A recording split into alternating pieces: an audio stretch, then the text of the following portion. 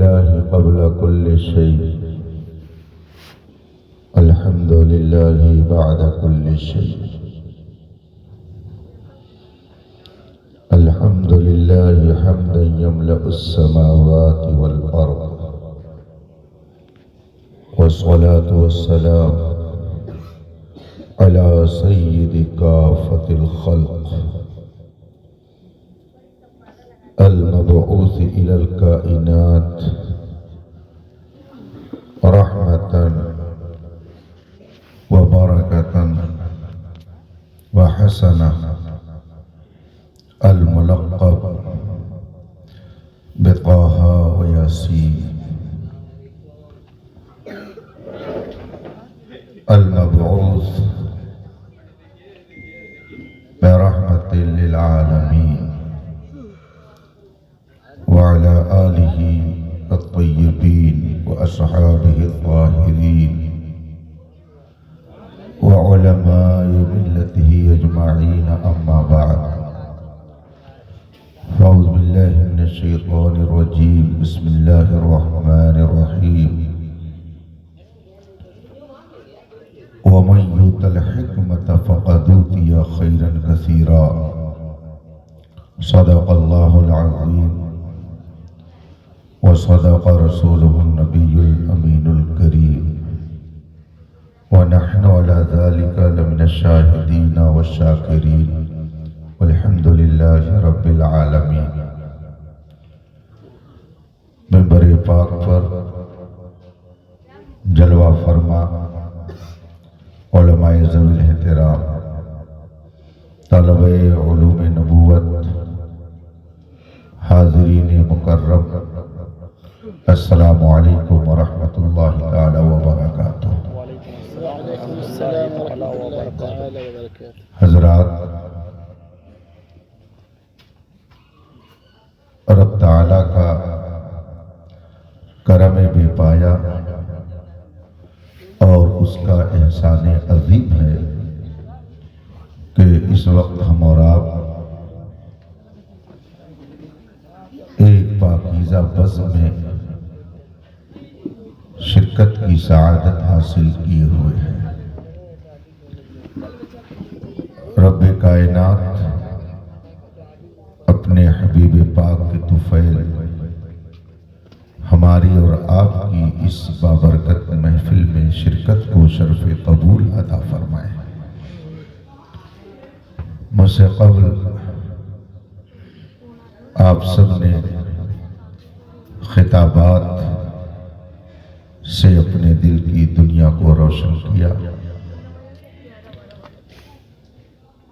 مداحان رسول انام نے اپنے اپنے خوبصورت لب و لہجے میں نعت و منقبت کے ذریعہ آپ کے دل و دماغ کو معطر اور مشکبار کیا۔ دو چند منٹ کے لیے میں بھی آپ کے درمیان ہوں۔ مبارکبادی پیش کرتا ہوں عزیزم مولانا محمد ریحان مصباحی حبہ کے اہل خانہ کو، ان کے جملہ متعلقین کو، ان کے احباب کو، خاص کر انہیں اور ان کے جملہ اساتذہ کو، کہ رب کائنات نے انہیں یہ مبارک موقع عطا کیا اور آپ نے اپنے ماتھے کی آنکھوں سے ایک خوبصورت اور خوشگوار منظر دیکھا، جس میں ان کے اساتذہ کی محنتیں شامل، ان کے والدین کا کردار شامل اور ان کے محبین کی دعاؤں کا نتیجہ بھی شامل ہے۔ رب تعالیٰ انہیں علم و عمل کا حسین سنگم بنائے اور یہ اپنے علم و حکمت سے امت کو نفع پہنچاتے رہیں اور لوگ ان سے فیض یاب ہوتے رہیں۔ آپ کا زیادہ وقت نہیں لیا جائے گا کیونکہ نماز عشاء کے بعد سے آپ حضرات تشریف فرما ہیں۔ تھوڑی ہی دیر میں آپ سے محو گفتگو رہوں گا۔ میرے لیے مسرت بالائے مسرت یہ ہے کہ اس اسٹیج پر میرے بہت سے کرم فرما خصوصاً قاری جلال الدین صاحب تشریف فرما ہے۔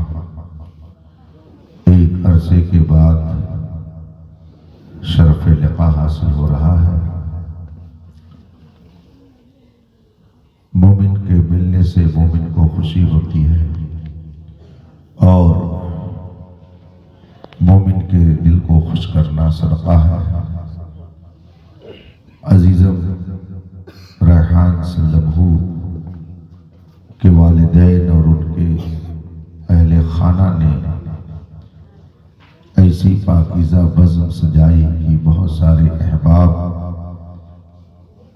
نے ان کی خوشیوں میں شریک ہو کر انہیں مبارکبادی پیش کی۔ اسی توسل سے یہ علماء بھی یہاں جمع ہوئے۔ رب تعالیٰ ان کی برکتوں سے بھی آپ سب کو مالا مال فرمائے۔ آئیے مصطفیٰ جان رحمت سروری کائنات فخر موجودات نبی مکرم شفیع معظم رحمت عالم نور مجسم صلی اللہ علیہ وآلہ وسلم وسلم کی بارگاہ ناز میں درود و سلام کا نذران عقیدت پیش کریں اور پڑھیں۔ اللہم صلی علی سیدنا و مولانا محمد معد الجود والکرم و آل الکرام اجمعین۔ حضرات، مولانا ریحان صاحب کی دستار بندی ہندوستان کی عظیم درسگاہ الجامعۃ الاشرفیہ میں ہوئی۔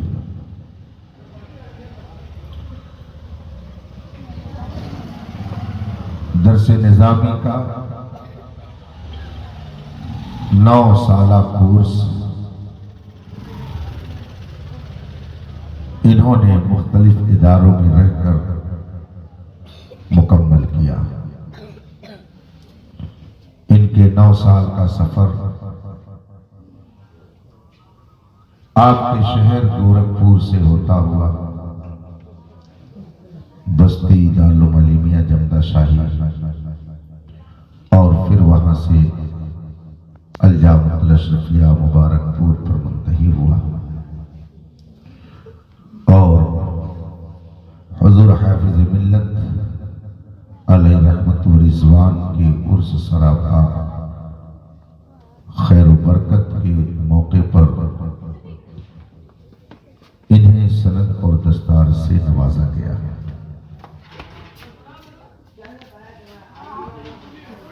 درس نظامی کا 9 سالہ کورس جس میں 2 اہم سند ملتی ہے، ایک سند عالمیت ہے اور ایک سند فضیلت ہے۔ دستور کے مطابق جب آدمی 7 سال کا کورس مکمل کرتا ہے تو اسے عالمیت کی سند دی جاتی ہے اور 2 سال مزید اپنی زندگی کا قیمتی لمحہ تعلیم و تعلم میں گزارتا ہے تو اسے سند فضیلت دی جاتی ہے۔ اب دنیاوی اعتبار سے آدمی عالم و فاضل کہلاتا ہے۔ انہوں نے فضیلت کی سند حاصل کی۔ 9 سال کا یہ طویل سفر جس میں اتنی مشقتیں انہوں نے اٹھائی ہوں گی کہ آپ اس کا اندازہ نہیں لگا سکتے۔ کیا حاصل کرنے کے لیے؟ کے والدین نے اپنے سے ان کو دور کیا۔ باپ کی شفقت، ماں کی محبت اور اس کی ممتا مثالی ہے، مگر علم دین کے لیے ان کے والدین نے اپنی شفقت، اپنی محنت، اپنی محبت، انسیت سب کو انہوں نے سمیٹ کر کے ایک جگہ رکھا اور انہیں اپنے سے جدا کیا۔ یہ علم دین حاصل کرنے کے لیے نکلے، مختلف شہروں کا سفر کرتے ہوئے، اساتذہ سے فیض و برکات لیتے ہوئے اب یہ اس منزل پر پہنچ گئے کہ آپ ان کی عزت افزائی کے لیے یہاں پر جمع ہو گئے۔ یہ علم دین کی وہ برکت جو آپ اپنے ماتھے کی آنکھوں سے دیکھ رہے ہیں کہ علماء بھی جمع ہیں، آپ بھی جمع ہیں، اپنا قیمتی وقت دے رہے ہیں۔ یہ جشن دستار بندی، یہ جشن تقریب اور جشن اعزاز علم و فضل ہے کہ اللہ تعالیٰ نے انہیں دولت علم سے نوازا ہے، اور یہ وہ دولت ہے، یہ وہ سرمایہ ہے، یہ وہ نسخہ کیمیا ہے کہ بغیر اس کے آدمی ایک مردہ تو کہا جا سکتا ہے، اسے زندہ انسان نہیں بولا جا سکتا۔ انسان کس کو کہتے ہیں؟ اس کی تعریف، اس کی ڈیفینیشن اہل علم نے مختلف انداز سے کی ہے۔ منطقی اور فلسفی حضرات بھی اس کی تعریف کرتے ہیں اپنے اپنے الفاظ میں کہ انسان کہتے کس کو ہے، مگر حضرت عبداللہ ابن مبارک رضی اللہ تعالی عنہ بڑے عظیم بزرگ ہیں، مائناز عالم دین ہیں، حضرت سیدنا امام اعظم رضی اللہ تعالی عنہ کے شاگرد رشید ہیں۔ وہ فرماتے ہیں انسان کس کو کہتے ہیں؟ تعریف میں انہوں نے بتایا جو صاحب علم ہوتا ہے اسے انسان کہا جاتا ہے۔ اس کا مطلب ہے جس کے پاس علم نہیں وہ انسان کہے جانے کے قابل ہے ہی نہیں۔ حضرت عبداللہ ابن مبارک رضی اللہ تعالیٰ عنہ نے یہ تعریف فرمائی۔ اور علم کیا چیز ہے؟ اس میں تو بڑے بڑے فلسفی اور منطقی الجھ گئے۔ علماء اسٹیج پہ تشریف فرما ہے، آپ کے بغل میں جامعہ رضویہ ہے، وہاں بھی علماء تشریف رکھتے ہیں، ان سے آپ ملیں گے۔ اگر آپ ان سے پوچھیں گے کہ علم کس کو کہتے ہیں، علم کی تعریف کیا ہے، شاید سب لوگ ایک تعریف پر متفق نہ ہو سکیں۔ فلسفیوں نے، منطقیوں نے جو بڑے بڑے مسائل حل کرتے ہیں، دل و دماغ اتنا تیز رکھتے ہیں کہ وہ مشکل مسائل کو چٹکیوں میں حل کر دیتے ہیں۔ ان کے سامنے جب یہ مسئلہ آیا کہ علم کس کو کہتے ہیں، کچھ منطقیوں نے علم کی تعریف کی کہ علم یہ چیز ہے، مگر دوسرے منطقی حضرات نے جب اس تعریف پر غور کیا کہا یہ علم کی صحیح تعریف ہو ہی نہیں سکتی، اس میں یہ خرابی ہے، اس میں یہ خرابی، اس میں یہ خرابی ہے۔ لوگوں نے پوچھا آپ بتائیے کہ علم کی کیا تعریف ہے؟ پھر دوسرے حضرات نے تعریف کی۔ جب اس تعریف کو کچھ اور منطقیوں نے سنا تو کہا اس میں یہ خرابی ہے، یہ خرابی ہے۔ جانتے ہیں علم کی کتنی تعریفیں کی ہیں فلسفیوں نے، منطقیوں نے؟ 17 تعریفیں کتابوں میں مذکور ہے منطق کی کہ علم اس کو کہتے ہیں، علم اس کو کہتے ہیں، علم اس کو کہتے ہیں، اور آج تک متعین نہیں ہو سکا کہ علم کیا چیز ہے۔ آج تک نہیں متعین ہو سکا کہ علم کہتے کس کو، علم کی تعریف کیا ہے؟ صدق اللہ، خدا نے سچ فرمایا۔ قرآن کریم میں اللہ ارشاد فرماتا ہے وَمَا أُوتِيتُم مِّنَ الْعِلْمِ إِلَّا قَلِيلًا، وَمَا أُوتِيتُم مِّنَ الْعِلْمِ إِلَّا قَلِيلًا، تمہیں بہت تھوڑا علم دیا گیا ہے، بہت معمولی علم تمہارے پاس ہے۔ ابھی تو تم اپنی حقیقت کو بھی نہیں سمجھ پا رہے ہو، اپنی تعریف بھی نہیں کر پا رہے ہو کہ انسان کہتے کس کو ہے۔ تم اپنی حقیقت کو نہیں جان پا رہے ہو، اپنے علم کو نہیں جان پا رہے ہو۔ تو جب اپنی حقیقت کو نہیں سمجھ پا رہے ہو، اپنے علم کو نہیں جان پا رہے ہو، تو جس کے لیے اللہ نے اس کائنات کو بنایا ہے اس کی حقیقت کو کیسے سمجھ سکتے ہو، اس کے علم کو کیسے جان سکتے ہو؟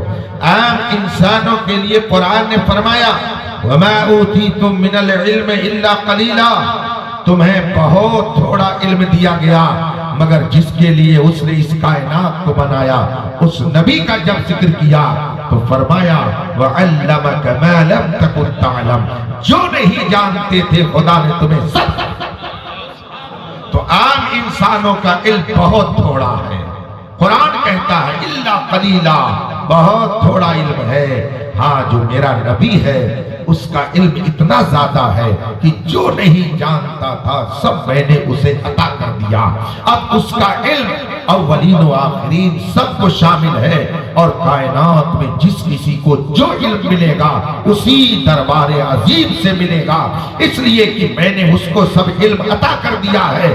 اب جو علم لینا چاہے وہ در مصطفیٰ پہ جائے، اسے علم کی سوغات مل جائے گی۔ اور جب تک ان کے دربار میں جا کر علم نہیں لوگے، علم والے تو ہو سکتے ہو مگر شرافت والے نہیں ہو سکتے ہو، علم والے تو ہو سکتے ہو مگر انسانیت والے نہیں ہو سکتے ہو۔ اس لیے کہ عرب میں جب رسول پاک صلی اللہ علیہ وسلم نے دین اسلام کو ان کے سامنے پیش نہیں کیا تھا، اس وقت بھی وہ ایسا نہیں ہے کہ سب جاہل تھے، بڑے بڑے پڑھے لکھے تھے، انجینئر بھی تھے، حکیم بھی تھے، ڈاکٹر بھی تھے، دانشور بھی تھے، خطیب بھی تھے، شاعر بھی تھے، ادیب بھی تھے۔ آپ نے علماء سے سنا ہوگا ایسے بڑے بڑے خطیب، ایسے بڑے بڑے ادیب، شاعر اس زمانے میں پائے جاتے تھے کہ سال میں ایک مرتبہ وہ میلہ لگاتے تھے، وہ بازار گرم کرتے تھے، میلہ لگتا تھا اور وہاں پر اپنے اپنے فن کا مظاہرہ کیا جاتا۔ کون اچھا شاعر ہے آئے اسٹیج پر اپنا شعر سنائے، کون اچھا خطیب ہے آئے اسٹیج پر اپنا خطاب سنائے۔ اور جب خطیب اور شاعر اپنا شعر سنا دیتا تو ان شاعروں اور خطیبوں میں جس کا شعر سب سے اعلیٰ ہوتا اس کو لکھا جاتا اور لکھ کر کے خانہ کعبہ کی دیوار پر، خانہ کعبہ کے دروازے پر اس کو لٹکا دیا جاتا۔ سال بھر تک وہ شعر خانہ کعبہ کے گیٹ پر لٹکتا رہتا، لوگ آتے پڑھتے اور پھر داد و تحسین سے نوازتے۔ اسی طرح سے سلسلہ اتنا قدیم تھا ان لوگوں کا کہ پوری ایک کتاب تیار ہو گئی جس کو سبع معلقات کہا جاتا ہے۔ یہ معلقات یہ انہی اشعار کا مجموعہ ہے جو سال میں ایک مرتبہ شاعر کا سب سے نمبر 1 شعر ہوتا، اسے خانہ کعبہ کے دروازے پر لٹکا دیا جاتا۔ اس کا مطلب ہے وہ پڑھنا بھی جانتے تھے، وہ لکھنا بھی جانتے تھے، وہ خطیب بھی تھے، وہ شاعر بھی تھے، وہ دانشور بھی تھے، وہ ساتھ ہی ساتھ بہترین انجینئر بھی تھے۔ اس لیے کہ اس زمانے کی بلڈنگوں اور عمارتوں کو نقشوں کو دیکھیے تو جو انہوں نے کاریگری کی ہے اور جو انہوں نے نقشے بنائے ہیں، میرا خیال ہے کہ آج کے لوگ اگر نقشوں کو صحیح ڈھنگ سے دیکھیں تو حیران ہو جائیں گے۔ انہوں نے نقشے تیار کیے، وہ انجینئر، وہ ڈاکٹر، وہ دانشور، وہ خطیب، وہ شاعر، وہ بڑے بڑے مقری تھے، مگر بات یہ ہے کہ سب کچھ ہونے کے باوجود وہ انسانیت سے خالی تھے، ان کے اندر انسانیت نہیں تھی۔ آپ کہیں گے انسان تھے تو انسانیت کیسے نہیں تھی؟ اس کو 2 لفظوں میں آپ کے سامنے یہ تو نہیں کہہ سکتا کہ سمجھاؤں گا، اس لیے کہ شہر کے لوگ بہت سمجھدار ہوتے ہیں، ان کو سمجھانے کی ضرورت نہیں پڑتی ہے، ان کے سامنے بتانے کی ضرورت پڑتی ہے۔ آپ اس کو 2 لفظوں میں سن سکتے ہیں، ایک بیٹا اگر اپنے باپ کو گالیاں دے، ایک بیٹا اگر اپنے باپ کی توہین کرے، بیٹا اگر اپنے باپ کو ڈنڈے مارے، بیٹا اگر اپنے باپ کو گالی دے، معاشرہ، سماج، سوسائٹی کے لوگ کیا کہتے ہیں؟ اس کے اندر سے انسانیت ختم ہو گئی ہے، یہ انسانیت نہیں رکھتا ہے۔ اگر بیٹی اپنی ماں کو گالی دے، اس کی توہین کرے، اسے مارے، سماج کہے گا اس کے اندر انسانیت نہیں ہے۔ اگر مرید اپنے پیر کی مخالفت کرے، بغاوت کرے، بلا وجہ اس کے خلاف محض آرائی کرے، تو انسان تو ہے مگر انسانیت سے باہر ہے۔ اگر شاگرد اپنے استاذ کو گالیاں دے تو وہ انسان تو ہے مگر انسانیت سے باہر ہے۔ بالکل اسی طریقے سے اگر امتی ہو کر کے نبی کی توہین کرے، بندہ ہو کر کے خدا کی بغاوت کرے، تو وہ سب کچھ ہو سکتا ہے مگر انسانیت والا نہیں ہو سکتا ہے۔ یہ انسانیت ان کے اندر نہیں تھی، انسانیت انہیں کس نے سکھائی؟ ایک شاعر کہتا ہے، خود نہ تھے جو راہ پر اوروں کے ہادی بن گئے، کیا نظر تھی جس نے مردوں کو مسیحا کر دیا۔ وہ کون لوگ تھے کہ جنہوں نے پہلے قتل و غارت کو اپنا ہنر سمجھ رکھا تھا، مگر نبی کے قدموں کے آنے کے بعد ان کی زندگی اس طرح سے بدلی کہ صبر جمیل کا وہ پیکر ہو گئے۔ جو کل تک لوگوں کے درمیان خوف پیدا کرتے تھے، آج ان کے جانے سے لوگوں کے چہرے پہ مسکراہٹ آتی تھی۔ وہ کون لوگ تھے اور وہ کیا چیز تھی جو ان کو مل گئی؟ میرے بھائیوں، جیسے انسان کا جسم بیمار ہوتا ہے، یہ ڈاکٹر صاحب بیٹھے ہیں اس لیے ذہن میں بات آ گئی، اور بھی ڈاکٹر حضرات ہوں گے۔ انسان کا جسم بیمار ہوتا ہے اور بیماریاں جسم کی مختلف ہوتی ہیں۔ جسم کی بیماریوں میں کوئی معمولی بیماری ہوتی ہے، کوئی بھینکر بیماری ہوتی ہے۔ اس زمانے میں جسم کی بھینکر اور بھیانک بیماریوں میں ایڈز ہے، کورونا ہے، کینسر ہے، ٹی بی ہے، یہ سب بھیانک بیماریاں ہیں جسم کی۔ قاری صاحب تشریف فرما ہے، علماء موجود ہیں، آپ ان سے پوچھئے، یہ آپ کو بتائیں گے کہ جس طرح سے انسان کا جسم بیمار ہوتا ہے، ایسے ہی انسان کی روح بھی بیمار ہوتی ہے، روح بھی بیمار ہوتی ہے، انسان کا قلب بھی بیمار ہوتا ہے۔ قرآن کریم میں اللہ نے فرمایا فی قلوبہم مرض، ان منافقوں کے دل میں بیماری ہے۔ تو کیا جن کے بارے میں قرآن نے فرمایا تھا کہ ان کا دل بیمار ہے، وہ سب کے سب بلڈ پریشر کے مریض تھے، ہارٹ کا ان کو مرض تھا؟ کیا مدینے کے وہ لوگ جن کے بارے میں قرآن نے فرمایا ان کے دلوں میں بیماری ہے، وہ سب کے سب بلڈ پریشر اور ہارٹ اٹیک کے مریض تھے؟ ایسا نہیں ہے۔ وہ کون سی بیماری ہے جو ان کے دل کے اندر تھی اور قرآن نے جس کا ذکر کیا ہے؟ انسان کا جسم بیمار ہوتا ہے، یہ سب جانتے ہیں، مگر انسان کی روح بھی بیمار ہوتی ہے۔ جسم کی بیماریاں چھوٹی بڑی، ایسے ہی روح کی بیماریاں بھی چھوٹی بڑی۔ جسم کی بیماریوں میں بعض بیماری ایسی ہے کہ جو آتی ہے تو انسان کی جان لے کر کے جاتی ہے۔ روح کی بیماریوں میں بھی کچھ بیماریاں اتنی بھیانک ہیں کہ جب وہ بیماریاں آتی ہیں تو انسان کا ایمان لے کر جاتی ہیں۔ جسم کی بیماری نے جان لے لیا اور روح کی بیماری نے ایمان لے لیا۔ وہ کون سی روحانی بیماری ہے؟ علماء تشریف فرمائیں، ان سے پوچھئے۔ روح کی بیماریوں میں چھوٹی بڑی بیماریاں بہت ہیں۔ علماء نے فرمایا روح کی بیماریوں میں برائیوں کو پسند کرنا یہ بھی ایک بیماری ہے، حسد یہ بھی ایک بیماری ہے، بغض یہ بھی ایک بیماری ہے، جلن یہ بھی ایک بیماری ہے، تکبر یہ بھی ایک بیماری ہے۔ اسی طریقے سے مگر ساری بیماریوں میں سب سے بڑی بیماری کیا ہے؟ اور آگے بڑھتے چلے جائیے، گستاخی رسول بھی ایک بیماری ہے، شرک بھی ایک بیماری ہے، کفر بھی ایک بیماری ہے، عداوت بھی ایک بیماری ہے، نفرت بھی بیماری ہے۔ یہ سب بیماریاں ہیں، مگر ان ساری بیماریوں میں جو بھینکر بیماری ہے وہ کیا ہے؟ وہ کون سی بیماری ہے جو سب سے بھیانک ہے، جو ساری برائیوں کی جڑ ہے، ساری بیماریوں کا منبع ہے، جس کی وجہ سے ساری بیماریاں پیدا ہوتی ہیں؟ ڈاکٹر کہتا ہے کہ معدہ یہ بیماریوں کی جڑ ہے، معدہ صحیح تو جسم صحیح رہے گا، بیماریاں نہیں آئیں گی۔ اسی طریقے سے روحانی بیماریوں میں ایک بیماری سب سے بھیانک بیماری ہے، اگر وہ کسی کو لگی ہوئی ہے تو 1000 بیماری اس کے اندر پیدا ہوگی، اور اگر وہ بیماری ختم ہو گئی تو دوسری بیماریاں بھی ختم ہو جائیں گی۔ آئیے مکے کی سرزمین پر ہم چلتے ہیں۔ رسول پاک صلی اللہ تعالی علیہ، ٹائم تو ہو گیا بھائی صاحب، تھوڑی دیر اور برداشت کریں گے؟ میں نے تھوڑا ہی ٹائم آپ کا لیا تھا، آدھا گھنٹہ گفتگو آپ سے 40 منٹ، ایک پیریڈ ہو گیا جو درس نظامی کے یہاں چلتا ہے۔ بہرحال آپ مکے کی سرزمین پر چلیے۔ اللہ کے رسول صلی اللہ علیہ وسلم نے مکے کے لوگوں کو دین کی جب دعوت دی، ادھر سے مخالفت شروع ہوئی۔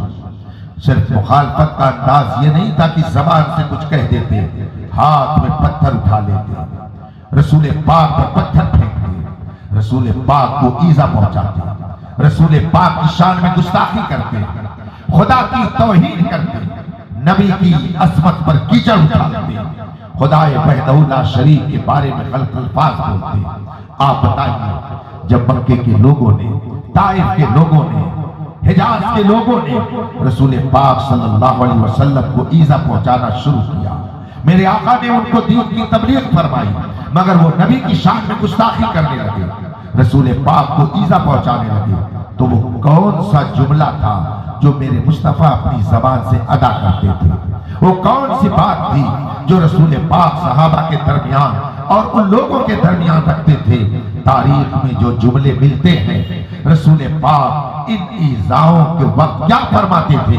اللہم اہد قومی فإنہم لا یعلمون، اے اللہ میری قوم کو ہدایت دے دے، اس لیے کہ ان کے پاس علم نہیں ہے۔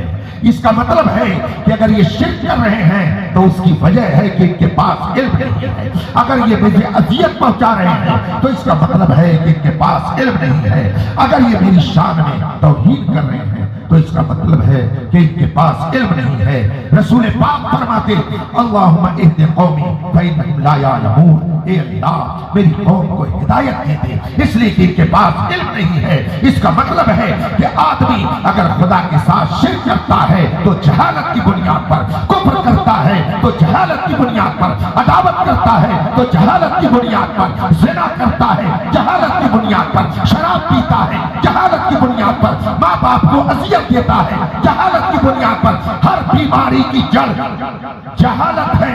اسی لیے رسول پاک نے سب سے پہلا پیغام جو خدا کی طرف سے قوم کو پہنچایا وہ ہے اقرا، اقرا، پڑھو پڑھو، پڑھو گے تو تمہیں مقام مصطفیٰ معلوم ہو جائے گا، پڑھو گے تو تمہیں والدین کے حقوق معلوم ہو جائیں گے، پڑھو گے تو سماج میں زندگی گزارنے کا طریقہ معلوم ہو جائے گا۔ اسی لیے جب پڑھنے لگے تو صدیق اکبر نے اتنا پڑھا، اتنا پڑھا، اتنا پڑھا، اتنا پڑھا کہ پوری کائنات میں نبیوں کے بعد، رسولوں کے بعد سب سے بڑے عالم اور مصطفیٰ کے سب سے بڑے شیطان جو جتنا پڑھتا جاتا ہے وہ اللہ و رسول کی معرفت اتنی زیادہ حاصل کرتا چلا جاتا ہے۔ علم وہ چیز ہے۔ آپ نے کبھی قاری صاحب کو شادی میں ڈانس کرتے ہوئے دیکھا؟ کیوں نہیں دیکھا آپ نے؟ کیا قاری صاحب پاس دل نہیں ہے؟ قاری صاحب پاس ہاتھ پیر نہیں ہے؟ قاری صاحب پاس آنکھ نہیں ہے؟ ابھی 1 مہینہ پہلے جمنیا کی طرف میں تقریر کرنے کے لیے آیا، گورکھناتھ مندر کے بغل سے جب میری گاڑی گزر رہی تھی میں نے دیکھا ایک بارات چلی جا رہی ہے، روڈ پر جام لگا ہوا تھا، گاڑی کنارے کھڑی کر دی گئی، تھوڑی دیر کے بعد دیگرے لوگ آتے رہے۔ ابتداء میں نے سمجھا کہ کسی غیر مسلم کی بارات آ رہی ہے، لیکن جب بارات کے لوگ اور آگے آئے تو اس میں پتہ چلا کہ چہرے مہرے سے مسلمان دکھ رہے ہیں، اور بارات کے لوگ آگے آئے تو پتہ چلا کہ چند لوڈے اس میں ناچ رہے ہیں۔ شادی میں آپ نے قاری صاحب کو ناچتے ہی کیوں نہیں دیکھا؟ کسی شیخ الحدیث کو آپ نے شادی میں ڈانس کرتے ہوئے دیکھا؟ کسی فقیہ اور مفتی کو آپ نے چوراہے پہ شراب پی کر کے کسی کی ماں بہو بیٹی کی عزت کو نیلام کرتے ہوئے دیکھا؟ کبھی آپ نے دیکھا؟ اگر دیکھا ہو تو بتائیے ذرا، میں اس کو جا کے دیکھا۔ آپ نے کسی شیخ الحدیث کو، کسی فقیہ کو، کسی مفتی کو، کسی عالم ربانی کو آپ نے یہ نہ دیکھا ہوگا کہ وہ بیٹھ کر کے اپنے چوراہے پر شراب پی کر کے اور لوگوں کو گالیاں دے رہا ہو، اپنے محلے میں بیٹھ کر کے جوا کھیل رہا ہو۔ میں نے تو نہیں دیکھا، اپنی زندگی میں ممکن ہے آپ نے کہیں دیکھا ہو کہ کوئی شیخ الحدیث ہو اور چوراہے پر کھڑے ہو کر کے اپنی ماں کو گالیاں دے رہا ہو۔ میں نے تو نہیں دیکھا کہ کوئی فقیہ اور سچا فقیہ ہو اور اپنے گھر کے صحن میں اپنی ماں کو ڈنڈے دے کر کے مار رہا ہو۔ میں نے تو نہیں دیکھا کسی ایسے عالم دین کو کہ جو روڈ پر اپنی بیوی کو دوڑا کر کے مارتا۔ میں نے تو نہیں دیکھا۔ کیوں نہیں دیکھا؟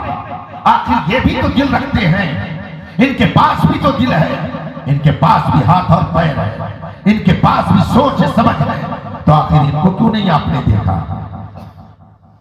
شاید مجھے بھی نہ کبھی دیکھا ہوگا، مجھے بھی آپ کی حالتوں میں نہیں دیکھا ہوگا۔ ہاں، اگر آپ نے عالم کو دیکھا ہوگا، عالم کو پڑھا ہوگا، عالم کو سنا ہوگا، تو آپ نے یہ ضرور سنا ہوگا کہ بہت بڑا عالم، جس طرح کا عالم پوری دنیا میں اس کے زمانے سے لے کر کے اب تک نہیں ہوا، بہت بڑا دانشور، اتنا بڑا دانشور کہ دنیا کے سارے دانشور اس کے سامنے پونے نظر آتے ہیں، اتنا قابل اور ایسا عاشق رسول، ایسا عاشق رسول کہ اس کا نام محبت کی نشانی بن گیا ہے، ایسا عالم ربانی، ایسا عالم دین کہ جس نے لاکھوں کے ایمان کی حفاظت فرمائی۔ جب اس عالم دین کی تعریف پڑھی جاتی ہے تو یہ تو ملتا ہے کہ وہ بے قرار ہوا، نبی کی بارگاہ میں حاضری دینے کے لیے، رسول کے در رسول پر جانے کے لیے بے چین ہوا، روضہ پاک کی زیارت کی امنگیں دل میں پیدا ہوئی، مگر سوچتا ہے کہ رسول کے در پہ جانے سے پہلے جس کے صدقے میں، جس کے ذریعہ میرا وجود اس دنیا میں دکھ رہا ہے، کم از کم اس سے اجازت لے لی جائے۔ اور جب اجازت لینے کے لیے پہنچا تو یہ نہیں کہا اے ماں ذرا بیدار ہو جا، میں تجھ سے اجازت لینے آ رہا ہوں، میں تجھ سے اجازت چاہتا ہوں، در رسول پر جانا ہے، میں تجھ سے اجازت مانگنے کے لیے آیا ہوں۔ نہیں، جب کمرے میں داخل ہوا دیکھا کہ ماں سو رہی ہے، ماں سو رہی ہے، جگائیں تو کیسے جگائیں؟ رسول پاک کے دربار میں حاضری دینے کی اجازت لینی ہے، ماں کے کمرے میں داخل ہوا، اور کون؟ جس جیسا پوری دنیا میں اس وقت کوئی عالم نہیں، اس جیسا کوئی مفسر نہیں، اس جیسا کوئی محدث نہیں، اس جیسا کوئی مفتی نہیں، اس جیسا کوئی قلمکار نہیں، اس جیسا کوئی محقق نہیں، وہ ایسا بڑا دانشور، ایسا عاشق رسول، ایسا شہدائے رسول پاک۔ اور جب ماں کے قدموں کے پاس پہنچا تو آہستہ سے اپنا ہونٹ ماں کے قدموں میں لگایا، ماں کے قدموں میں لگایا، اور جب ماں نے ہونٹ کی ٹھنڈک محسوس کی، بیدار ہو گئی۔ ماں نے کہا بیٹے کیا بات ہے؟ بیٹے کی آنکھ سے آنسو جاری ہے، بیٹے کی آنکھوں سے آنسو نکل رہے ہیں۔ کہا ماں ایک اجازت لینے کے لیے آیا ہے۔ ماں نے کہا بیٹے بتاؤ کس چیز کی اجازت چاہیے؟ کہا در رسول پر جانے کی انگڑائیاں دل کے اندر بہت تیزی سے پیدا ہو گئی ہیں، دل انگڑائیاں لے رہا ہے، ماں مجھے اجازت دے دے کہ میں در رسول پر حاضری دے لوں، قافلہ جا رہا ہے، دل مان نہیں رہا ہے، مگر آپ کی اجازت کے بغیر کیسے جا سکتا ہوں؟ بتائیے وہ کون سا ڈاکٹر تھا، وہ کون سا انجینئر تھا، وہ کون سا پروفیسر تھا، تو اس منزل پر پہنچنے کے باوجود ماں کو اگر بیدار کر رہا ہے تو ہونٹوں کی ٹھنڈک سے بیدار کر رہا، وہ کوئی اور نہیں، وہ ایک دارالعلوم کا پڑھا ہوا بریلی کا امام احمد رضا کا۔ جب علم آتا ہے تو حلم آتا ہے۔ حلم جانتے ہیں کس کو کہتے ہیں؟ قوت برداشت، اپنے اندر صبر و تحمل کا مادہ، اور علم جتنا زیادہ ہوگا آدمی کا حلم اتنا ہی زیادہ ہوگا۔ آئیے میں ایک اور عالم کی بات سناؤں، اس کے والد کا ابھی جلد ہی انتقال ہوا تھا. بہت بڑا عالم، پوری دنیا میں اس کے فضل و کمال کا شہرہ 1200 سال سے ہے، اور دنیا بھر میں 1200 سال سے اس کے فضل و کمال کا کوئی جواب نہیں پیش کیا جا سکا. اس عالم ربانی کی میں بات کر رہا ہوں، اس عالم دین کا واقعہ بیان کر رہا ہوں. ابھی اس کے باپ کو انتقال کیے ہوئے چند ہی روز گزرے تھے. غم کے عالم میں اپنے کسی کام سے اپنے شاگردوں کے ساتھ بازار کی طرف نکلے. چوراہا پڑا، پڑوس میں رہنے والا ایک بدبخت اس نے جب دیکھا کہا اے فلاں، میں نے سنا ہے تمہارے باپ کا انتقال ہو گیا ہے. اس ہستی نے کہا ہاں میرے والد کا انتقال ہو گیا ہے. اس گستاخ نے دوسرا جملہ کیا استعمال کیا، علم والوں کی شان کیا ہے وہ دیکھیے. اس گستاخ نے دوسرا جملہ استعمال کیا، تمہارے والد کا انتقال ہو گیا ہے نا؟ کہا ہاں میرے والد کا انتقال ہو گیا. وہ کم بخت کہتا کیا ہے، اپنی بوڑھی ماں کا مجھ سے نکاح کر دو. آپ برداشت کر پائیں گے؟ آپ کے گھر کا ایسا حادثہ ہو جائے اور محلے کا کوئی آدمی آپ سے ایسی گفتگو کرے کہ آپ اپنی ماں کی مجھ سے شادی کر دو، آپ کے باپ کا انتقال ہو گیا، کوئی برداشت کرے گا؟ مگر میں یہ اس عالم کی بات کر رہا ہوں جس کے علم کا صدقہ 1200 سال سے پوری دنیا کھا رہی ہے. اس عالم ربانی نے جذبات کے اس ماحول میں بھی اپنے آپ کو کنٹرول میں رکھا. جب علم زیادہ ہوگا تو علم زیادہ ہوگا، علم زیادہ ہوگا، اور علم جتنا زیادہ ہوگا علم اس کے اندر اتنا ہی زیادہ ہوگا. اس عالم ربانی نے کہا اچھا آپ کے ساتھ جو شاگرد تھے انہوں نے آستین صحیح کرنا شروع کر دیا، بلکہ کسی کے ہاتھ میں اگر کوئی اسلحہ تھا تو اسے نے بھی نکالنا شروع کر دیا کہ ابھی اس کا کام تمام کر دیتا ہوں. اتنا بڑا گستاخ میرے استاذ کے بارے میں ایسا کہہ رہا ہے کہ تیرے باپ کا انتقال ہو گیا ہے تو اپنی ماں کی مجھ سے شادی کر دے. اتنا بڑا گستاخ. مگر جو ہی آپ نے دیکھا کہ اگل بغل کے آپ کے تلامذہ آستین سیدھی کر رہے ہیں اس کو انجام تک پہنچانے کے لیے، فوراً آپ نے روکا، اور روکنے کے بعد فرمایا میں لاوارث نہیں ہوں، میرا بھی کوئی وارث ہے، میں لاوارث نہیں ہوں.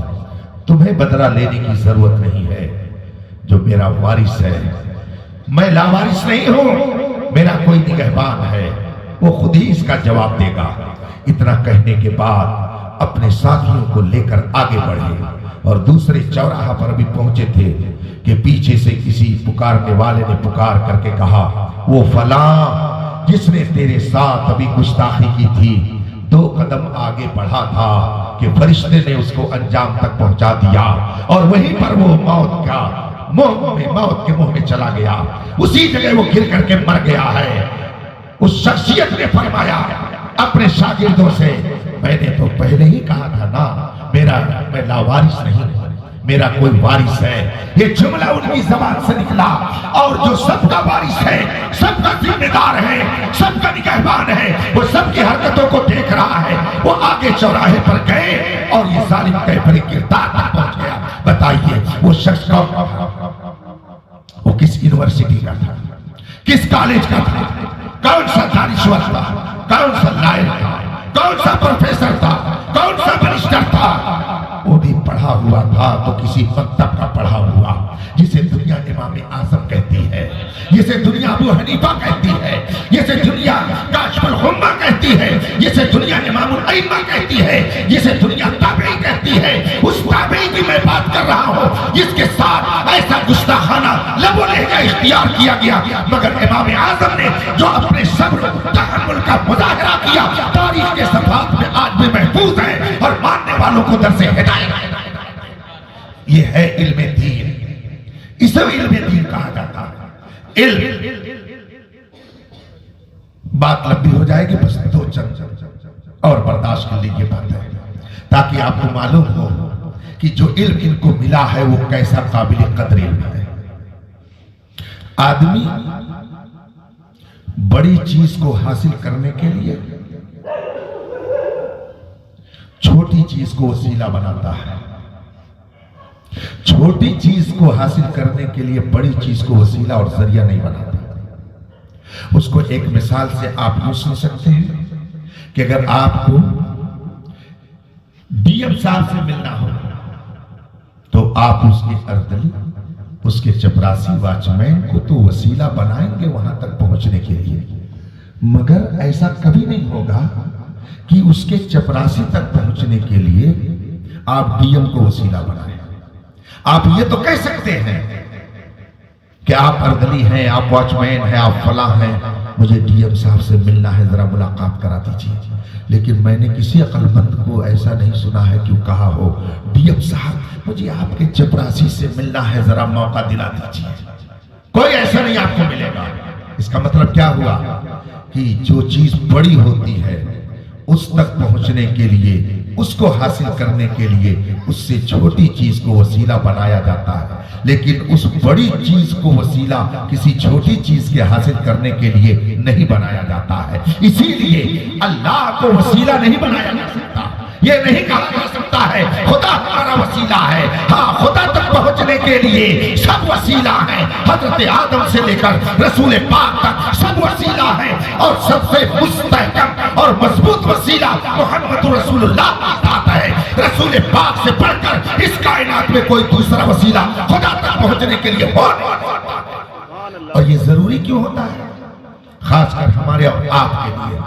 आजकल तो तरह तरह के मजहब के मानने वाले पैदा हो गए, और जब से यूट्यूब चला है तब से तो इतने दानिश्वर पैदा हो गए, इतने मुहक्किक और स्कॉलर हो गए कि उतने ही मजहब लोगों ने बना डाले हैं। अल्लाह इससे हमारी हिफाजत फरमाए।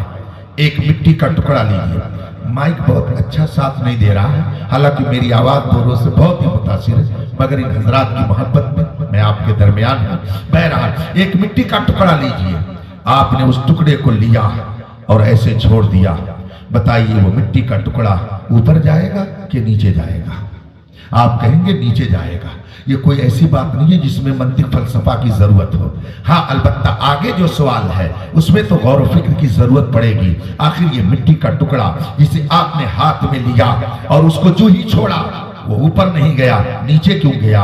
अगर आप उलमा से पूछेंगे कि नीचे क्यों गया तो ये उसकी वजह अलग बताएंगे। और अगर किसी फिजिक्स के तालिब इल्म से आपने पूछा, यूनिवर्सिटी के स्टूडेंट से पूछा, तो उसकी वजह अलग बताएगा। वो कहेगा जमीन के अंदर खींचने की ताकत है, इसलिए वो ढेला खींच करके नीचे ले गई जमीन, मिट्टी ने उसे खींच लिया। मगर उलमा से जब पूछेंगे तो ये बताएंगे नहीं, जमीन के अंदर खींचने की ताकत नहीं है, बल्कि उस मिट्टी की तबीयत है। वो अपनी तबीयत की वजह से ऊपर जाने के बजाय नीचे चला गया। अब अगर उसे ऊपर ले जाना हो तो फिर किसी न किसी सहारे की जरूरत है। और सहारा जितना ताकतवर होगा, जितना ताकतवर होगा, वो मिट्टी का ढेला उतनी ही ऊंचाई पे जाएगा।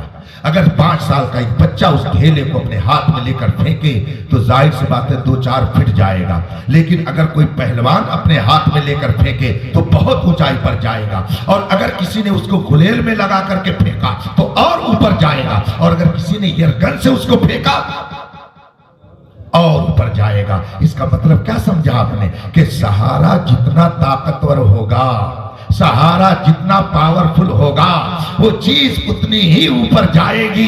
इस पूरी कायनात में मुस्तफा से बढ़ करके कोई मजबूत सहारा नहीं।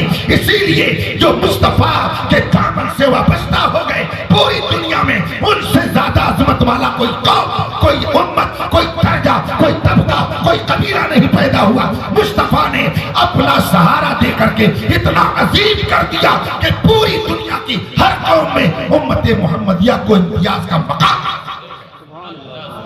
और याद रखिएगा, जो ही सहारा आपने छोड़ा, फिर वो मिट्टी का टुकड़ा कहां जाएगा? नीचे आएगा। इसका मतलब क्या हुआ कि ऊपर तक पहुंचने के लिए हमेशा सहारा से जुड़ा रहिए, जुड़े रहिए। जो लोग कहते हैं नबी का कलमा पढ़ लिया बस, अब नबी की क्या जरूरत है, अब तो खुदा से सब ले ही रहे हैं। याद रखिएगा, बखुदा खुदा का यही है दर, नहीं और कोई मफर मकर। जो यहां से हो, जो वहां से हो, यहीं आके हो, जो यहां नहीं तो وہاں نہیں. یاد رکھیے گا جو لوگ رسول پاک کا سہارا چھوڑ کر خدا تک پہنچنا چاہیں گے، خدا کی قسم زندگی ختم ہو جائے گی مگر وہ خدا تک نہیں پہنچ سکتے ہیں. آپ نے دیکھا نہیں مکے کے لوگوں کو، مدینے کے لوگوں کو، عرب کے لوگوں کو، عجم کے لوگوں کو دیکھو، جس نے مصطفیٰ کا دامن نہیں تھاما وہ خدا تک بھی کبھی نہیں پہنچ سکا، نہ پہنچ سکتا ہے. بات دوسری طرف چلی گئی. وسیلہ اوپر پہنچنے کے لیے کسی نیچی چیز کو بنایا جاتا ہے کہ اس کو پہلے حاصل کرو پھر اس کے ذریعہ اوپر تک پہنچو. تو پہلے آپ چپراسی سے رابطہ کریں گے پھر اس کے ذریعہ ڈی ایم تک پہنچیں گے. ایسا نہیں ہوتا ہے کہ پہلے ڈی ایم سے رابطہ کریں گے تب چپراسی تک پہنچیں گے. لیکن واہ رے دنیا، جو علم حاصل کر رہا ہو اور فطرت اور نیچر کے مطابق اس کو لوگ بیوقوف سمجھتے ہیں، اور جو الٹا کام کر رہا ہو اس کو لوگ دانشور اور عقل مند سمجھتے ہیں. اگر انہوں نے علم دین حاصل کیا، انہوں نے علم دین حاصل کیا تو اس علم دین کا مقصد کیا تھا؟ ان کے والدین نے ان کو علم دین سکھایا، ان کو علم دین حاصل کرنے کے لیے مکتب میں بھیجا، مدرسے میں گئے، دارالعلوم میں گئے. اس کا مقصد کیا تھا؟ اس کا مقصد کیا ہے؟ علم دین حاصل کرنے کا مقصد یہ ہے کہ تم خدا اور رسول کی معرفت حاصل کر لو، خدا اور رسول کو پہچان لو، خدا اور رسول کو حاصل کر لو. تو علم دین حاصل کرنے کا مقصد تھا خدا اور رسول کو حاصل کرنا. انہوں نے تو فطرت کے مطابق کام کیا کہ یہ نیچے درجے کی چیز کو اس لیے لے رہے ہیں کہ اس سے اوپر والے کو حاصل کیا جائے. اور آپ نے علم حاصل کیا کس لیے؟ اب بتائیے، علم زیادہ افضل ہے کہ دنیا کی دولت زیادہ افضل ہے؟ دونوں میں کس کا مقام اونچا ہے؟ علم کا. اور مال کا مقام نیچا ہے. تو آپ تو الٹا کر رہے ہیں، ہم کو الٹا کہتے ہیں. الٹا تو آپ کر رہے ہیں کہ آپ نے علم حاصل کیا اور کہہ رہے ہیں اس کا درجہ اونچا ہے، یہ مال کا درجہ نیچا ہے. تو آپ نے اونچی چیز کو حاصل کیا نیچی چیز کو حاصل کرنے کے لیے. آپ نے الٹا کام کر دیا. سچا اور صحیح کام تو ان حضرات نے کیا کہ علم حاصل کیا کس لیے؟ تاکہ جو اس سے بلند ہے، اس سے بھی اونچا ہے، اس سے بھی بلند بالا ہے، وہ رسول پاک کی ذات، اس سے بلند خدا کی ذات اللہ اور رسول کو حاصل کرنے کے لیے انہوں نے علم حاصل کیا. بتائیے انہوں نے فطرت کے مطابق کیا یا فطرت کے خلاف کیا؟ آپ کی عقل بولے گی نہیں، ہم تو دوسرے راستے پر چلے گئے. سیدھے راستے پر تو یہ چلے کہ انہوں نے علم حاصل کیا تاکہ خدا اور رسول کی معرفت حاصل ہو جائے. اور جسے خدا رسول کی معرفت حاصل ہو گئی پھر وہ دنیا میں ذلیل نہیں ہوگا، وہ بھوکا نہیں رہے گا. آپ دیکھ لیجئے، کسی کمنٹ کرنے والے نے کمنٹ کیا تھا، اتفاق سے کبھی اگر سفر میں رہا موقع رہتا ہے تو ورکشاپ میں بھی پڑھ لیتا ہوں، سن لیتا ہوں. تو اس میں ایک صاحب کمنٹ کر رہے ہیں اور کہتے ہیں میں نے لاکھوں کو کھا کھا کر کے لاکھوں کو بھوکا مرتے ہوئے تو دیکھا ہے، مگر میں نے کسی مولوی کو بھوکا مرتے ہوئے نہیں دیکھا، بلکہ کھاتے ہوئے دیکھا ہے کہ کھا کر کے مر گئے یہ تو دیکھا ہے، مگر بھوکے مرتے ہوئے میں نے کسی مولوی کو نہیں دیکھا ہے. وہ کمنٹ کر رہے ہیں کہ گویا مولوی یہ کبھی بھوکا نہیں رہتا ہے، اس لیے کہ رسول پاک نے فرمایا ہے جو سچا عالم ہوتا ہے پوری دنیا میں اس کا رزق بکھیر دیا جاتا ہے. تو رزق کا مالک خدا ہے، عزت کا مالک خدا ہے، دولت کا مالک خدا ہے. جب اس کو حاصل کرنے کے لیے انہوں نے علم حاصل کیا تو خدا نے انہیں ضائع نہیں کیا بلکہ بلندیاں دے دی، اتنی بلندیاں دے دی کہ گاؤں کا چودھری اگر عالم نہیں ہے تو اس کو پیچھے کھڑا رہنا ہے اور قاری صاحب کو آگے پہنچ کر کے مصلی پر اللہ اکبر کہہ کر کے جیسے خود جھکیں گے ویسے اس پیچھے کو بھی جھکاتے چلے جائیں گے. یہ رتبہ کس نے دیا؟ مصطفیٰ جان رحمت کے علم. وہ علم انہوں نے حاصل کیا. اللہ تبارک و تعالی اپنے حبیب کے صدقے میں ہم سب کے ایمان اور عقیدے کی حفاظت فرمائے. علم الگ چیز ہے اور ایمان الگ چیز ہے. بہت سے قابل لوگ، دانشور، پروفیسر، پتہ نہیں کیسے کیسے پڑھے لکھے لوگ اس دنیا میں پائے جاتے ہیں مگر وہ ایمان کی دولت سے محروم ہیں. اس کا مطلب ہے علم الگ چیز ہے اور ایمان الگ چیز ہے. خدا کا شکر ہے کہ اس نے ہمیں اور آپ کو ایمان بھی عطا کیا اور علم کی دولت بھی عطا فرمائی ہے. کوئی مسلمان بے علم ہو ہی نہیں سکتا. اس لیے کہ جسے خدا کی پہچان آ جائے، جسے مقام مصطفیٰ معلوم ہو جائے، جسے اولیاء کی عظمت معلوم ہو جائے، جسے علماء کا وقار معلوم ہو جائے، اس کو ہم بے علم کیسے کہہ سکتے ہیں؟ وہ اور لوگ ہوں گے کہ جو دنیا میں علم کے تابعدار ہیں مگر انہیں یہی نہیں پتا ہے کہ ہمارا خالق کون ہے، ہمارا مالک کون ہے۔ الحمدللہ ہر مسلمان یہ سمجھتا ہے ہمارا خالق کون ہے، ہمارا مالک کون ہے، اور کس کے صدقے میں ہم اس دنیا میں آئے ہیں۔ تو جس نے خدا و رسول کو پہچان لیا وہ جاہل نہیں ہو سکتا، وہ تو علم والا ہی ہوگا۔ الحمدللہ ہم کو اللہ نے علم بھی عطا کیا ہے اور ایمان کی دولت۔ اللہ تعالیٰ انہیں سچا عالم بنائے، سچا عالم بنائے۔ سچا عالم وہ ہے جو اپنے علم کے مطابق عمل کرے، اپنے علم کے مطابق عمل کرے۔ اور حدیث پاک میں فرمایا گیا خیر الناس من ینفع الناس، تم میں سب سے بہتر وہ ہے جو لوگوں کو فائدہ پہنچائے، جو لوگوں کو فائدہ پہنچائے وہ سب سے بہتر ہے۔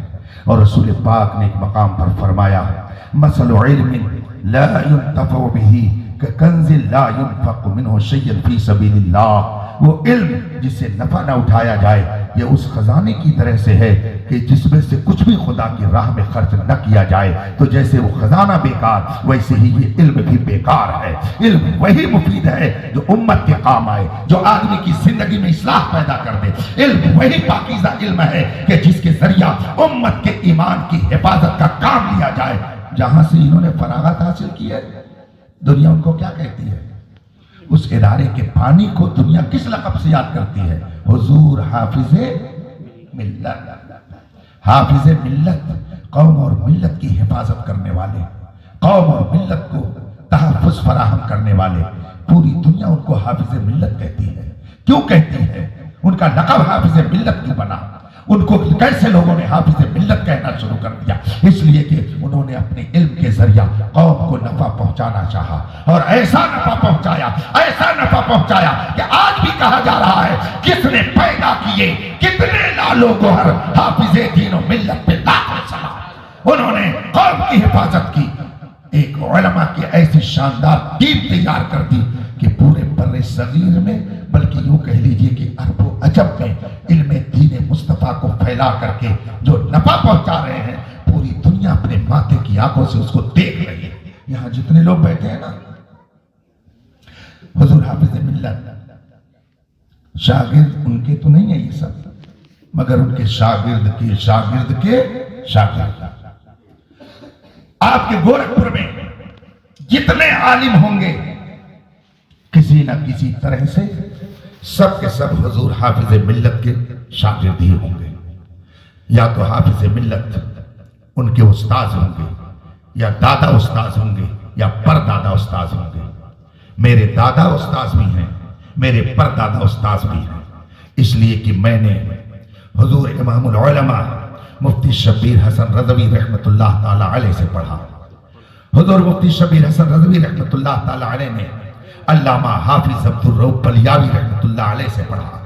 علامہ حافظ عبد الرؤف بلیاوی نے حضور حافظ ملت سے پڑھا، تو وہ میرے اس طریقے سے پردادا استاذ ہوئے۔ اور حضور امام العلماء مفتی شبیر حسن نے ڈائریکٹ حافظ ملت سے پڑھا، تو اس طریقے سے وہ میرے دادا استاذ ہوئے۔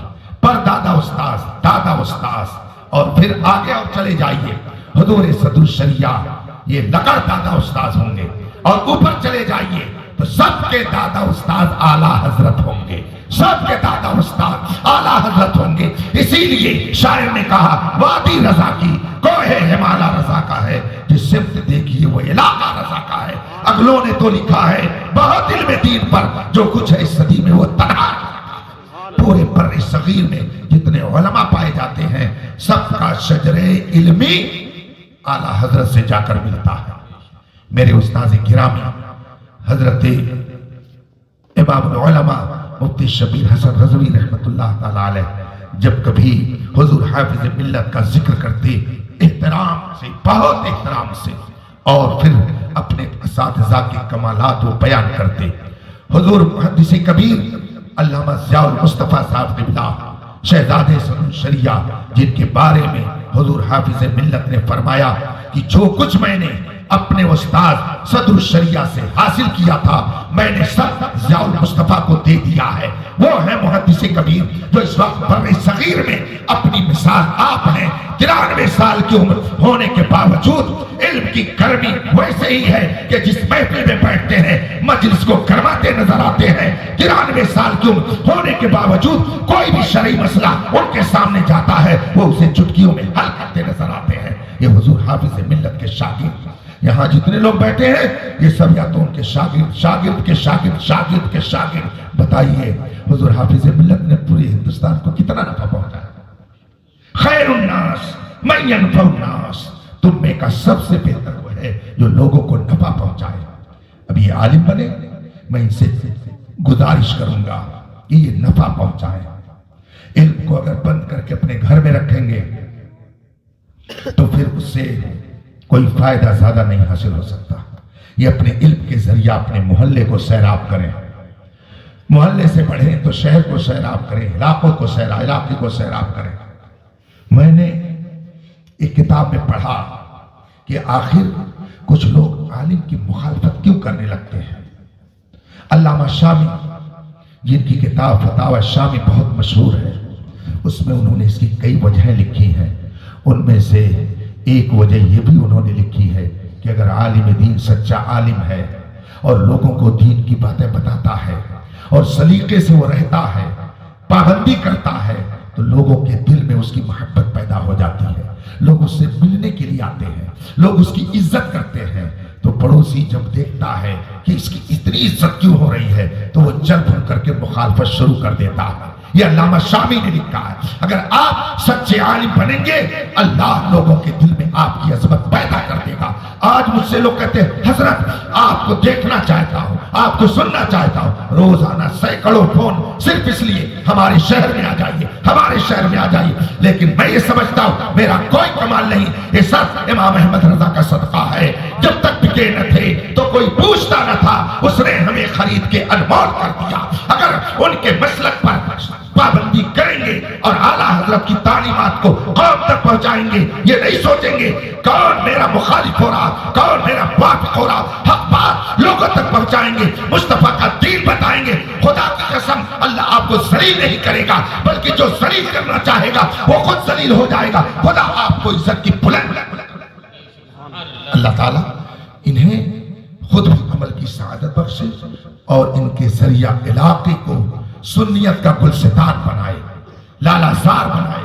حافظ ملت کی فیض و برکات یہ جو لے کر کے آئے ہیں، ان کا گھر بھی اس سے منور رہے، علاقہ بھی منور رہے، اور سب کے دلوں میں نبی کریم کی سچی محبت پیدا ہو جائے اور علم و عمل کی ایسی گرمی پیدا ہو جائے کہ پورے علاقے والے کہیں ہاں مبارک پور سے فارغ ہو کر آنے والے مولانا ریحان نے، ریحان کے معنی کیا ہوتے ہیں؟ ریحان معنی کیا ہوتا ہے؟ تب تو گورکھپور پہلے بےعزتی کرا دیا، کیا ہو جائے؟ یہ تو سب پڑھے لکھے لوگ مانے جاتے ہیں۔ ریحان کے معنی کیا ہوتے ہیں؟ نہیں معلوم ہے تو انہی سے پوچھ لیں، یہ بتائیں گے آپ کو۔ ریحان ایک لفظی ایسا ہے جس کے اندر خوشبو کا معنی پایا جاتا ہے، خوشبو کا معنی پایا جاتا ہے۔ یہ ریحان نام کے ہیں، اللہ کرے کہ ان میں علم و عمل کی وہ خوشبو آ جائے کہ پورا علاقہ اس سے معطر ہو جائے، پورے علاقے کے لوگ اس خوشبو سے فائدہ اٹھائے۔ خوشبوؤں میں رہیے، محبتوں میں رہیے، خوشبوؤں میں رہیے، محبتوں میں رہیے، نفرتوں میں نہیں۔ اور سب سے زیادہ محبت کرنے والی جو ذات اس کائنات میں اللہ نے بھیجی ہے وہ رسول پاک کی ذات ہے۔ یاد رکھیے گا رسول پاک سب سے زیادہ اس کے حقدار ہیں کہ ان سے محبت کی جائے۔ اور پھر یہ کئی بات دیگرے سلسلہ و سلسلہ والدین تک یہ سلسلہ چلا آتا ہے۔ یہ سب محترم شخصیتیں ہیں، ان کا احترام کیجئے، ان کے حقوق ادا کیجئے۔ اور صرف ماں باپ ہی نہیں، بھائی کا بھی حق ہوتا ہے، بہن کا بھی حق ہوتا ہے، پڑوسی کا بھی حق ہوتا ہے، بیوی کا بھی حق ہوتا ہے۔ علماء تو ویسے بھی بدنام ہے بیوی کا حق ادا کرنے میں۔ لوگ کہتے ہیں مولانا لوگ اپنی بیویوں کو بہت مانتے ہیں، بات تو صحیح ہے، اس لیے کہ ان کا مرکز عقیدت تو ایک ہی ہوتا ہے نا، ان کا مطمع نظر تو ایک ہی ہوتا ہے نا قاری صاحب، تو ساری محبتیں سمٹ کر کے ایک ہی جگہ رہتی ہیں۔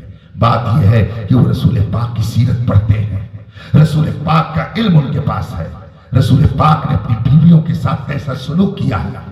حضرت عائشہ فرماتی ہے میں ایک دن پانی لے کر آئی، رسول پاک کے سامنے میں نے پیش کیا، آقا نے فرمایا عائشہ تم پہلے پانی پی لو، مگر حضرت عائشہ نے عرض کی نہیں یا رسول اللہ پہلے آپ پانی پیجئے۔ انہوں نے کہی نہیں پہلے آپ پانی پیئے، حضور نے فرمایا تم پہلے پی لو۔ حضرت عائشہ نے پانی پی لیا، پھر اسی برتن میں دوبارہ پانی لے کر آئی، اور لانے کے بعد حضور کے سامنے جب پیش کیا، سرکار نے فرمایا عائشہ برتن تو دے دیا، یہ تو بتاؤ کہ تم نے منہ کہاں لگا کے پانی پیا ہے؟ حضرت عائشہ عرض کرتی یا رسول اللہ میں نے یہاں منہ لگا کے پانی پیا ہے، میرے آقا نے وہیں سے منہ لگا کے پانی پینا شروع کر دیا۔ یہ پیغام میرے مصطفیٰ نے عطا کیا ہے۔ لوگ کہتے ہیں کہ اسلام عورتوں کے ساتھ بدسلوکی کرتا ہے، میں سمجھتا ہوں کہ اسلام نے جو وقار بخشا ہے دنیا کی کوئی قوم بخشی نہیں سکتی ہے، یہ رسول پاک نے۔ اور اگر اس موضوع پہ آپ سننا چاہیں پہنچ جائیے مدرسوں میں، کتابیں پڑھیے، آپ کو معلومات کا ذخیرہ حاصل ہو جائے گا۔ اللہ تبارک و تعالی ہمیں صحیح معنی میں ایک پکا مسلمان بن کر رہنے کی توفیق عطا فرمائے، اور جو سچے علماء ہیں ان کے دامن سے وابستہ رہ کر زندگی گزارنے کی سعادت عطا فرمائے۔ میں آپ سب کو مبارکبادی پیش کرتا ہوں، پھر دوبارہ مبارکبادی مولانا ریحان صاحب کو پیش کرتا ہوں کہ انہوں نے گلشن حضور حافظ ملت سے جو علم کی خوشبو لی ہے، وہ خوشبو ڈبے میں بند کر کے صرف اپنے گھر میں نہ رکھے، بلکہ اس خوشبو سے پورے علاقے کو معطر کر دے اور سب کو رسول پاک کا عاشق اور شیدائی بنانے کا کام کرے۔ محنت کرنا اپنا کام ہے، پائے تکمیل تک پہنچانا خدا کے ذمے کرم پر ہے۔ وآخر دعوانا الحمدللہ رب العالمین۔ السلام علیکم۔